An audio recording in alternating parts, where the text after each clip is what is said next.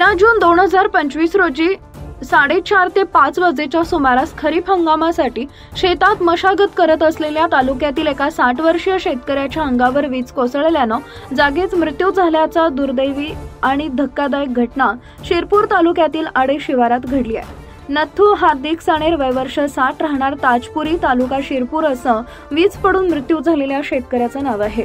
सदर घटनेनं परिसरात हळहळ व्यक्त होतीये। ते तालुक्यातील आडे शिवारात असलेल्या त्यांच्या स्वतःच्या शेतात खरीप हंगामासाठी बैलजोडीच्या सहाय्यानं मशागत करत होते।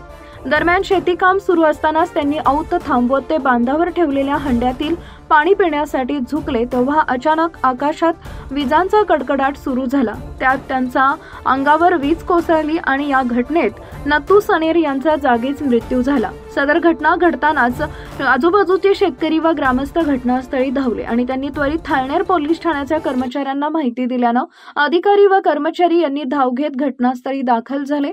त्यांनी मृतदेह ताब्यात घेऊन थाळनेर येथील ग्रामीण रुग्णालयात शवविच्छेदनासाठी हलवला। या प्रकरणी थाळनेर पोलीस ठाण्यात अकस्मात मृत्यूची नोंद करण्यात आली असून पुढील तपास पोलीस करत आहेत।